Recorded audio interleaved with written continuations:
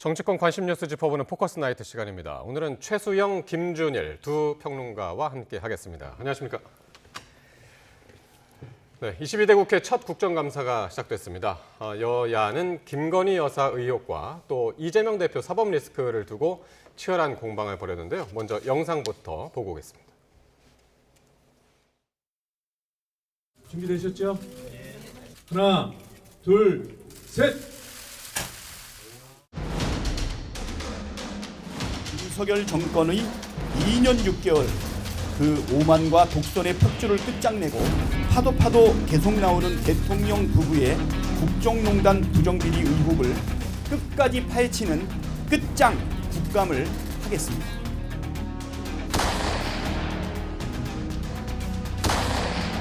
일련의 탄핵 빌드업이 모두 이재명 대표의 의중에 따라 기획된 것임이 명백하게 드러났습니다. 본인의 범죄를 숨기고 부당한 영향력을 행사하는데 거대 야당 대표의 권력을 쓰면 안 됩니다.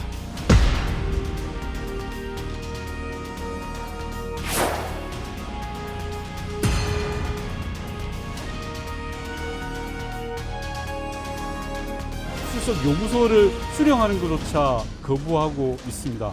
한마디로 말씀드려서 도망을 다니고 있는 겁니다. 공직선거법 1심만 26개월 799일이 걸렸습니다. 항소심이나 대법원에서만큼은 이 3개월의 기간을 지키도록 노력해야 될 필요가 있습니다.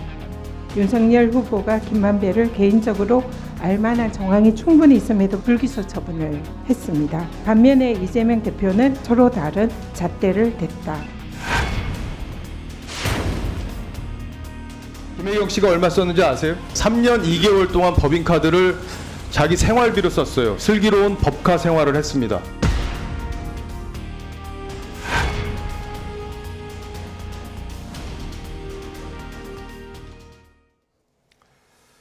네, 오늘 국정감사 첫날 상임위 10곳에서 진행이 됐는데요. 이 시간에는 행안위하고 법사위 위주로 한번 살펴보도록 하겠습니다. 먼저 오늘 행안위에서는 대통령 관저 불법 증축 의혹 문제가 집중적으로 다뤄졌습니다.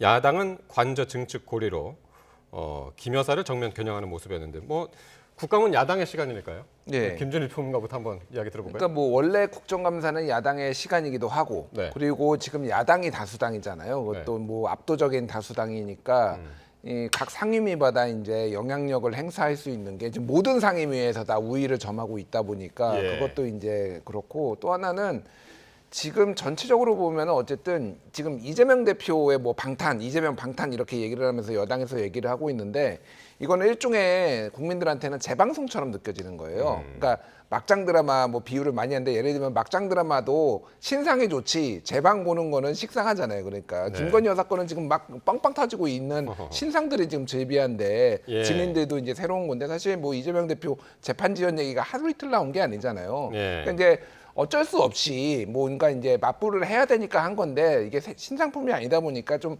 히트하기 힘든 것 같습니다. 그래서 오늘 지금 10개 상임위가 열렸는데, 이 중에서 지금 김건희 여사가 지금 나온 게 행안위도 그렇고 법사위도 그렇고 지금 국토위도 그렇고 문체위도 그렇고 지금 다 김건희, 정무위도 그렇고, 그러니까 전부 다 김건희 여사 이슈가 지금 다 나왔거든요.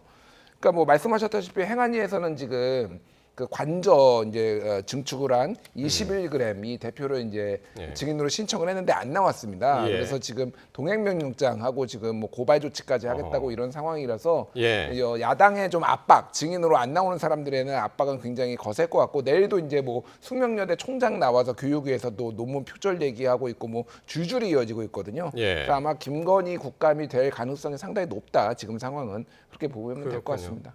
지금 말씀하신 것처럼 증인들이 대거 불참을 했고, 그래서 이제 야당 의원들이 주도해가지고 동행명령권까지 이제 발부를 했고요. 직접 윤건영 의원 같은 경우는 직접 또 그 집행하는데 직접 찾아가기도 했습니다. 저는 이제 이번 국감을 보면서 프레임 전쟁의 서막이 올랐다. 프레임 전쟁. 왜냐하면 우리가 이제 흐리 프레임 하잖아요. 근데 프레임이라는 게 정치에서는 간단합니다. 특정한 언어로 사고의 틀을 규정하는 겁니다. 자, 민주당 볼까요? 김건희 의혹 특감, 끝장 국감 얘기하죠. 자, 그다음에 여당 어떻게 얘기합니까? 이재명 방탄, 정쟁 국감.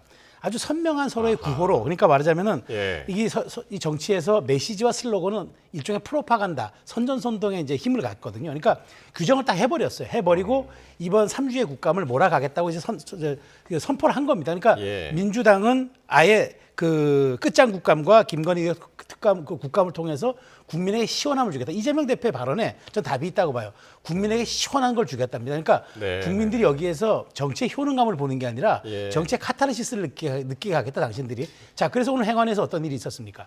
지금 행안위가 다뤄야 될 사안이 한두 개입니까? 물론 김건희 여사 의혹도 다룰 수 있겠죠. 예. 자, 그런데 그 관저 증축의 의혹이 있는 21g이라는 사람들이 이제 출석을 안 하니까 예. 민주당 의원들이 지금 화면에 보는 것처럼 대거 쫓아가가지고 동행명령장을 가져갔어요. 그러면서 국감이 파행됐습니다. 오후가. 예. 자, 근데 우리가 국감 보면은 이제 시작 국감이 있고 종료 국감이 있어요. 종료 국감에는 종합감사라 그래가지고 행안부를 또 한 번 할 수 있습니다. 그러면 지금 동행명령장을 보내놓고 최종 국감 때 파이널 국감 때 안 나오면은 예. 그때 고발하면 됩니다. 네. 그런데 굳이 오늘 이렇게까지 몰려가서 국감을 파행시키면서까지 몰려가는 거는 이 사안 자체가 사실은 어떤 말하자면은 진실규명보다 이 프레임 전쟁에서 씌우겠다는 그런 의도가 있는 거고 예. 물론 행안부가 계약의 주체이고 당사자는 맞습니다.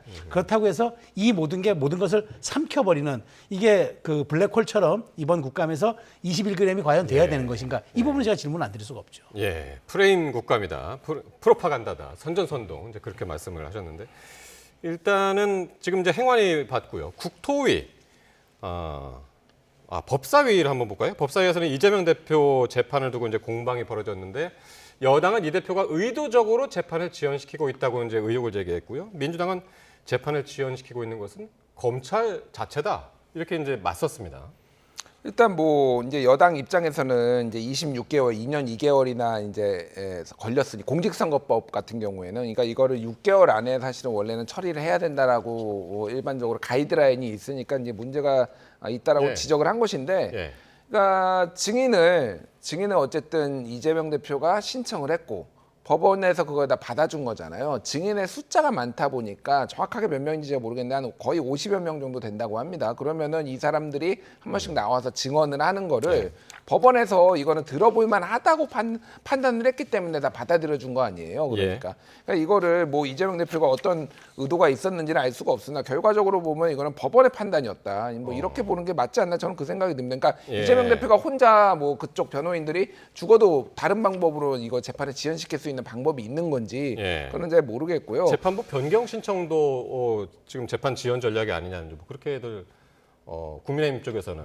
근데 예전에 이를테면 그거는 이제 그거죠. 그 대북송금, 맞습니다. 예, 대북송금과 예, 예. 관련해서 그런데 저번에 수원지법에서 열리는 거를 중앙지법하고 병합 신청했는데 그때 안 받아들여졌잖아요. 근데 그거 신청한 지 뭐 한 1, 2주 안에 나와버렸거든요. 그 판단이. 그러니까 예. 얼마나 지연되는지 뭐 그건 잘 모르겠습니다. 그러니까 네. 그거는 뭐 판단을 하면은 되는 거고 법원이 판단하면 되는 거예요. 그러니까 그거를 이제 뭐 이재명 대표 입장에서는 이를테면은 수원지법에 있는 판사가 일종의 이제 저는 기피라고 보는데 이화영 전 부지사한테 이제 9년 6개월 중형을 내렸으니 본인한테도 내릴 가능성이 있겠다라고 해서 근데 그거를 본인이 할 수 있는 권한을 행사하는 거잖아요. 그러니까 법적으로는 뭐 문제는 안 되고 뭐 이제 정치적으로는 뭐 비난을 할 수는 있겠다 이런 생각이 듭니다. 어쨌든 뭐 이 부분에 있어서는 법원이 판단한 것이기 때문에 이거를 글쎄요 뭐 이거 문제 삼을 수 있나 그 생각은 들긴 합니다. 예.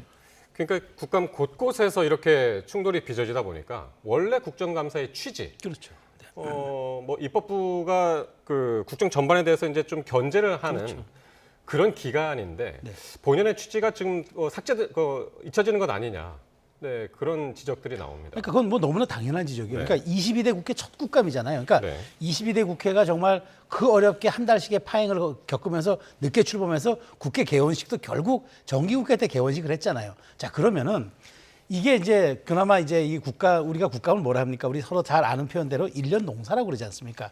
정말 국회가 1년 동안에 자기가 갖고 있는 권능을 정말 국민 앞에 보여줄 수 있는 그 제도의 장인데 이거를 진짜 프레임 전쟁으로 이게 소모시키는 게 맞느냐? 제가 법사위 한 말씀 드리자면은 사실 국민의힘 여당도 제가 말한 바대로 이재명 방탄과 이른바 정쟁 국감을 비판하기 위해서 법사위에서 굉장히 그 사법부를 상대로 질의했어요. 저는 깜짝 놀란 게 재판부가 사법부가 국회로 옮겨온 듯한 느낌을 받은 거예요. 저게 재판정에서 해야 할 일인데 예. 저희 재판정에서 따져야 할 일들이 지금 국회 상임위장에서 오고 가고 있다.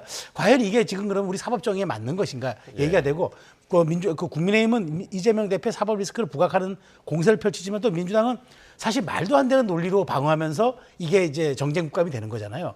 그런 측면에서 저는 이게 그러니까 이런 거죠. 지금 이렇게 말하자면 양쪽 다 민생이란 건 사라지고 오직 말하자면 지금 김건희 여사와 이재명 대표가 붙는 이 초유의 상황은 서로 먼지가 자욱해지면 피하 구분이 안 됩니다. 이런 미중류의 상황 속에서 어찌 보면은 서로가 적대적 공존하고 있는 건 아닌가. 그런 측면에서 이번 국감은 정말 늘 역대 국감이 최악이라는 소리를 하지만 정말 최악의 국감으로 기록될 것 같다는 생각이 듭니다. 예. 근데 이번 국감에서 증인으로 채택된 사람 중에 가장 눈에 띄는 사람이 명태균 씨. 김건희 여사의 공천 개입 의혹을 받고 있죠. 거기에 명태균 씨가 증인으로 신청이 되는데 또 다른 새로운 주장이 나와서 주목을 받고 있는데 이번에는 대통령 자택을 수시로 방문했고 그 자리에서 총리 추천 등 정치적인 조언을 했다라는 보도가 나와서 말이죠. 김준일 평론가님, 예. 구체적으로 어떤 상황입니까? 그러니까 동아일보가 이제 인터뷰를 한 거고 최근 네. 명태균 씨가 언론과의 접촉이 굉장히 잦고 그 이전에는 JTBC하고 접촉을 해가지고 김건희 네. 여사와의 텔레그램을 이제 일부 공개를 했잖아요. 물론 그게 전체인지 본인한테 유리한 것만 한 건지는 모르겠으나 어쨌든 단수는 나도 좋지 뭐 이렇게 했잖아요. 그러니까 명태균 씨의 지금 상황은 본인이 얼마나 예전에 특히 지금 아니더라도 예전에 대통령이 당선되기 직전과 그 즈음에서 힘이 센 사람이었고 많은 예. 권력을 행사했는지를 지금 계속 보여주고 있는 그러니까 거다. 지금 저 예. 글만 그 인터뷰 내용만 봐도 윤 대통령 부부를 앉혀놓고 최재형 국무총리 제안을 했다. 이렇게 안 하면 다 잡혀간다고 말했다. 윤 대통령 부부를 앉혀놓고가 명태균 씨의 워딩입니다. 그러니까 본인이 얼마나 우월한 지위에 있는지 이를테면은 뭐 명박사라고 부르고 사실상 약간 정책 책사지만 스승 같은 느낌으로 그래서 그 예. 뒤에 나오지만은 천공보다 내가 좋으니까 천공이 날아갔겠지 하늘의 네. 얘기를 하는 사람하고 땅의 얘기를 하는 사람하고 다르다 뭐 이런 취지의 얘기를 하잖아요. 예. 그러니까 전체적으로 보면은 내가 얼마나 대단한 사람인지인데 이게 누구를 지금 향하는 메시지냐라고 예. 본다라면은 이거는 결국은 용산을 향하는 거다라는 건데 오늘 그 채널A 2시간 전에 나온 그 단독 보도가 굉장히 인상적이었어요. 예. 채널A 기자가 이틀 동안 명태균 씨를 따라다녔는데 이렇게 얘기를 했다라고 합니다. 날 잡아놓으면 한 달 만에 대통령이 탄핵될 텐데 감당되겠냐? 감당되면 하라고 해. 이런 얘기를 검찰에. 명태균 씨가 예.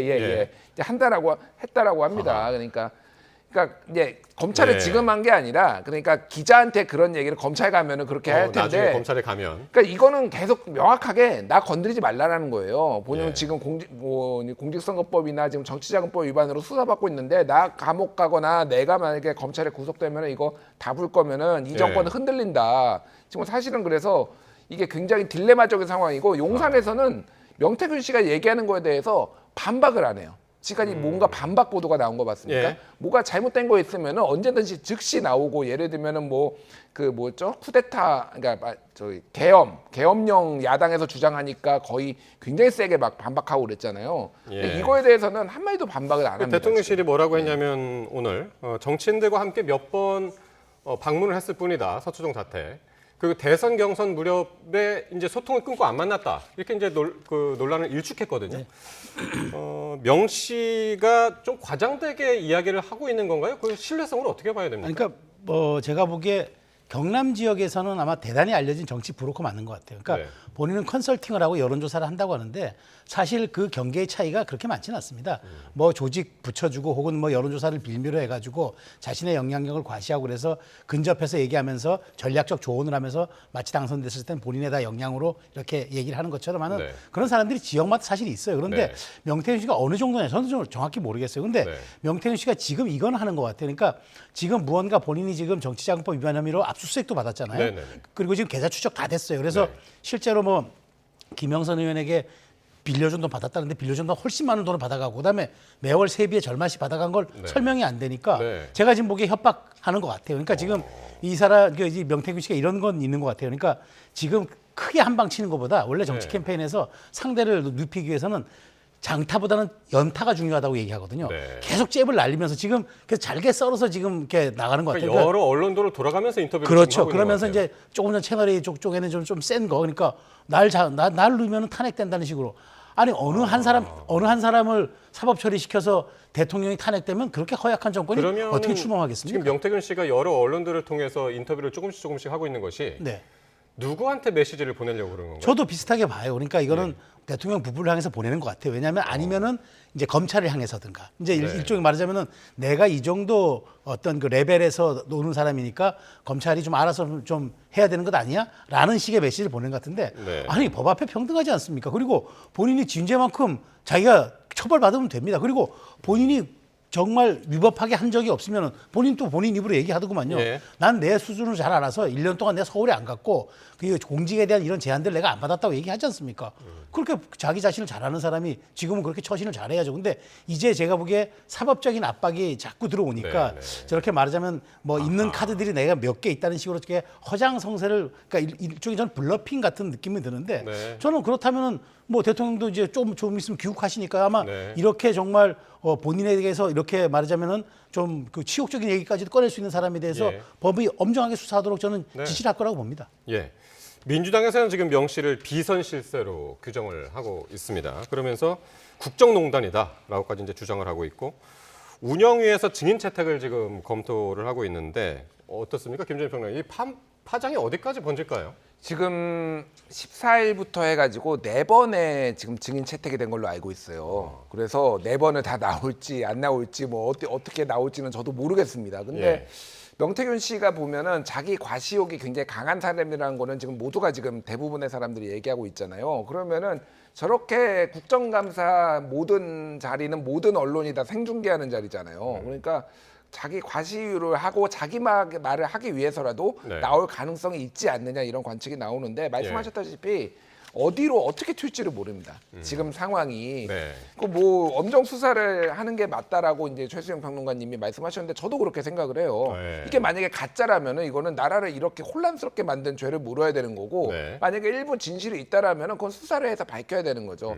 그래서 지금 수사는 불가피해요. 어떤 식으로든 그게 검찰 수사가 됐든 특검이 됐든 명태균 씨에 대한 수사는 불가피해졌고 네. 오늘 아침에 지금 명태균 씨와 관련된 기사 단독 기사들이 막 엄청 쏟아졌거든요. 예를 들면은 한겨레에서 했던 게 미래한국연구소에서 2019년부터 2022년까지 선거를 이제 여론조사를 했는데 예. 이게 지금 선관위에 그 3년 동안만 고발이 4번이 들어가고요. 경고가 뭐 몇 번이 들어가고 아하. 막 그랬단 말이에요. 그러니까 예. 불법적이거나 위법적인 여론조사를 굉장히 많이 했는데 이게 당시에 윤석열 대통령한테 갔는지 그리고 그 강모 씨 이제 보좌관이었던 강모 씨, 그래서 자금 담당했던 김영선 의원실에서 자금 담당했던 강모 씨, 이제 예전에 알파벳 E 씨로 이제 알려졌던 그분이 이제 인터넷 언론 스픽스하고 인터뷰를 했는데 그 본인이 명태균 씨가 3억 6천만 원 저거 여론조사 비용 내가 윤석열이한테 받으러 가야 되겠다라고 갔다가 빈손으로 왔다 이런 얘기를 또 증언을 했거든요. 네. 그러니까 이게 지금 어디로 튈지 예. 지금 알 수가 없는 상황이에요. 그러니까 그래서 그러네요. 그 강모 씨도 어쨌든 지금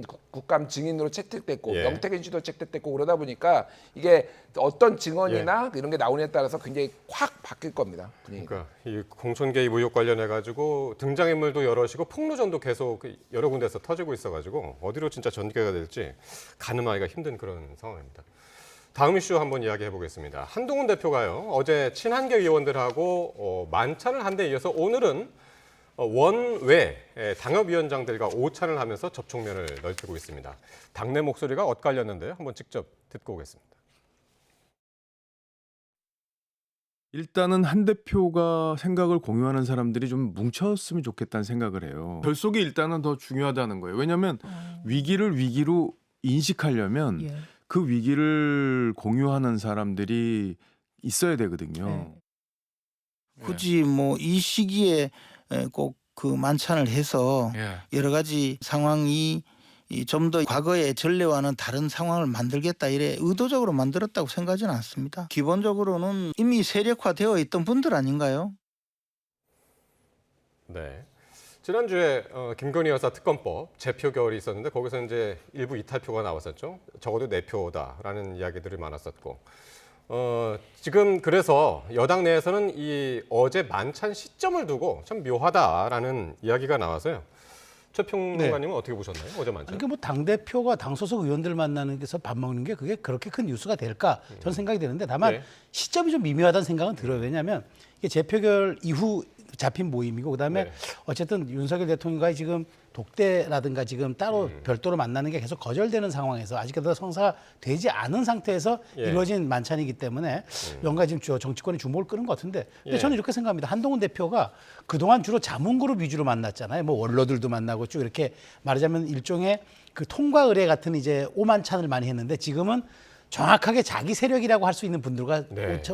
전형을 했단 말이죠. 예. 뭐 물론 술이 곁들여지지 않은 저녁이지만 뭐 한동훈 대표는 안 마셨다지만 다른 분들은 뭐 중국 술을 마셨다고 하는데 네. 그리고 바로 그 다음 날이어서 또 원외위원장당들과 회의를 겸한 또 오찬을 합니다. 네. 이게 연이어하다 보니까 한동훈 대표의 어떤 여러 가지 그 좀 행보가 네. 조금 전략적이지 않냐 이런 해석이 나오는 건 맞아요. 지금 사진에는 조경태 의원의 그렇죠. 모습이 나와요. 육선에 이제 조경태 네. 의원인데 원래 친한계 의원으로 분류가 된 의원은 아니잖아요. 아니죠. 그러니까 비윤 뭐 비한 정도의 중립지대에 있는 의원인데 네. 어쨌든 육선의 의원인데 나와서 네. 이렇게 공개적으로 했다는 얘기는 한동훈 대표가 내가 척을 지지 않겠다는 뜻으로 해석이 되는 거다. 또 어제 김재섭 거란 말이죠. 의원도 그렇고 잠깐 왔다가 김건 또 의원도 그렇고. 갔다 그러고 어제 수명 예. 명단이 뭐 거의 돌고 있던데 네. 저는 이렇게 봅니다. 이제 한동훈 대표가 사실 그동안 지금 취임 2달간 실제로 보면은 이슈 주도권 능력을 좀 상실했어요. 왜냐하면 본인이 뭔가 끌어가고자 했는데 그게 용산과 어쨌든 그 원팀이 되지 않으면서 뭔가 좀 그 좀 부족한 측면을 드러냈는데 네. 그러다 보니까 우리가 왜 이슈 주도권을 잃으면은 견인되는 차와 견인차의 관계가 형성되는 거예요. 그러니까 예. 한동훈 대표가 무언가 이제 이슈 주도권을 좀 한번 가져보겠다는 측면에서 지금까지는 계속 끌려다녔다. 그렇죠. 그런 그렇게 측면에서 인식을 이제 오만찬이 이어지는 게 좀 눈길을 끌고 있는 것 같은데 저는 앞으로도 이런 부분들이 한동훈 대표가 조금 더 나아가지 않을까.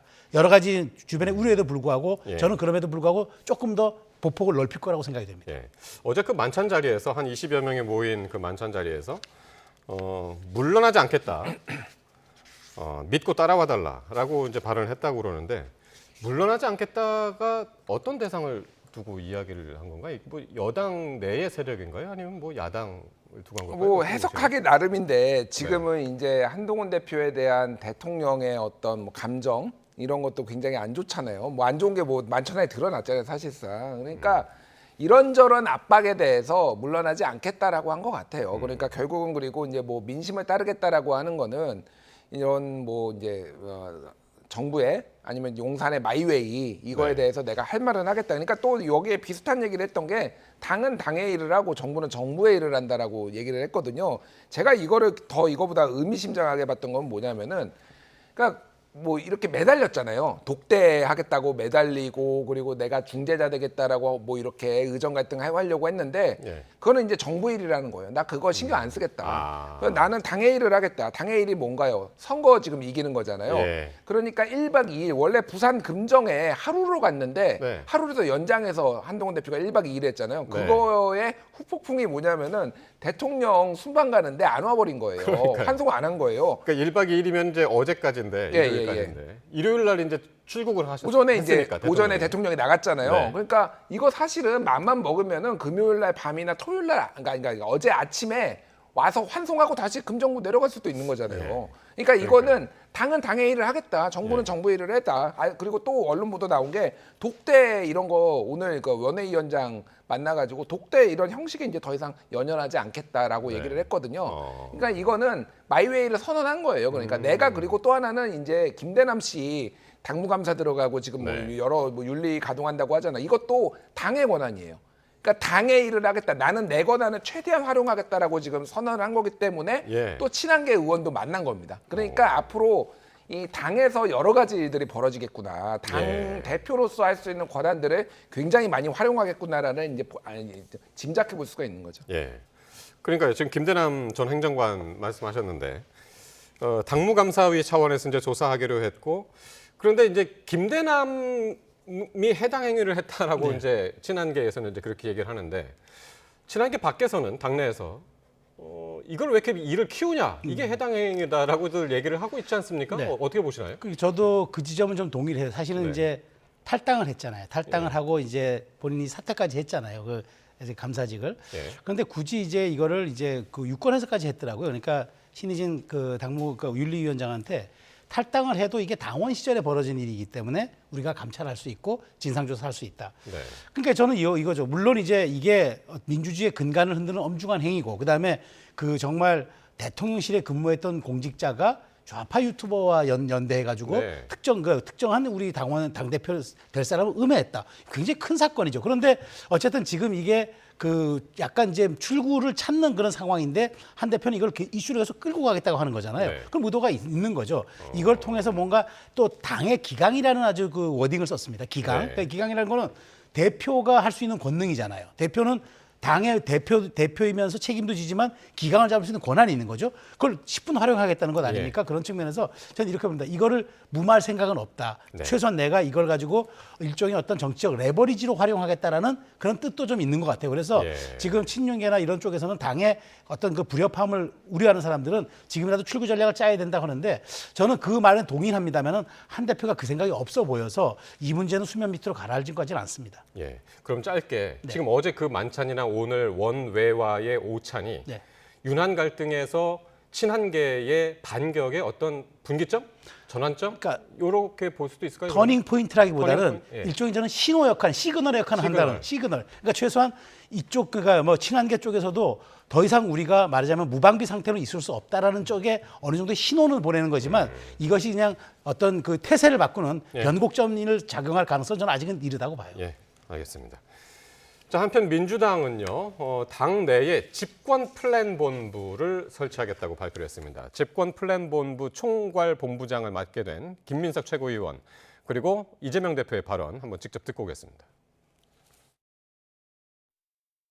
여러분, 정치가 어려운 것 아닙니다. 선거를 기다릴 정도가 못 될 만큼 심각하다. 그러면 도중이라도 끌어내리는 것, 이게 바로 민주주의고 이게 바로 대의 정치 아니겠습니까, 여러분? 민주당은 책임 있게 집권을 준비하겠습니다. 발족될 집권 플랜 본부는 당 전체의 집권 준비를 설계하고 핵심 과제를 제기하는 선도체가 될 것입니다. 윤석열 무정부 시대 이후 민주당과 이재명 대표의 시대를 진지하게 준비하겠습니다. 예. 먼저 김민석 최고위원 이야기부터 이야기를 하자면 집권 플랜 본부, 이재명 대표의 집권 준비를 위한 핵심 사업 역할을 하는 곳이다라고 지금 소개가 되고 있는데 대선이 2년 넘게 지금 남은 상황이잖아요. 사실은 2년 6개월 이상 남았죠.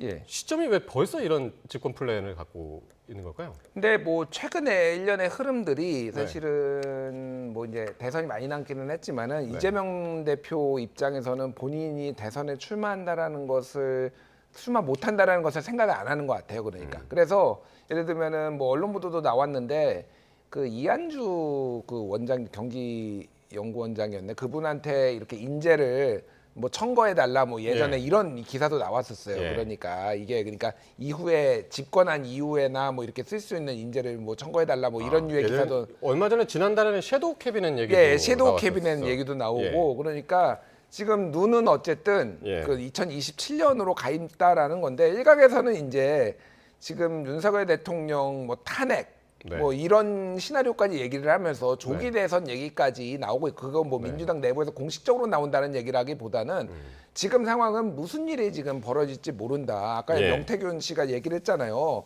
내가 잡혀가면은 지금 한 달 안에 탄핵될 수 있다, 뭐 하야할 수 있다, 뭐 이런 식의 얘기를 하다 보니까 시계 제로다. 그러니까 준비할 수 있는 모든 상황을 준비해야 된다. 뭐 이런 차원으로 좀 보는 게 맞을 것 같습니다. 예.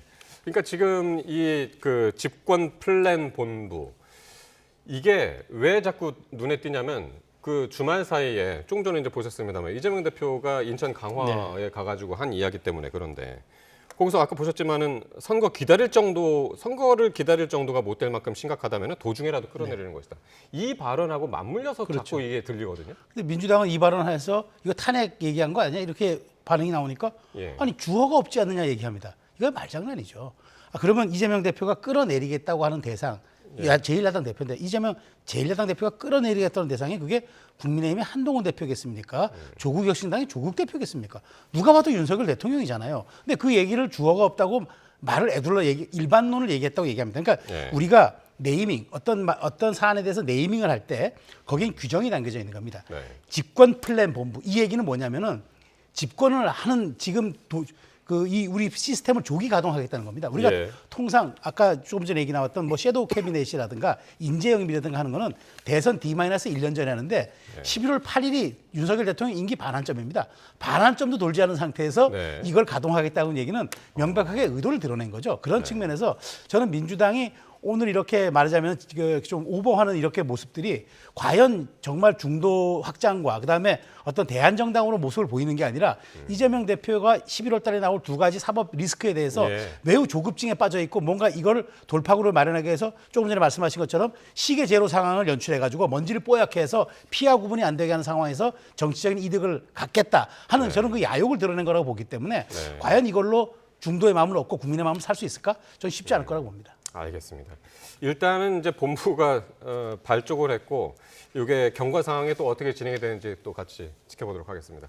오늘 최수영, 김준일 두 분 평론가와 함께했습니다. 고맙습니다.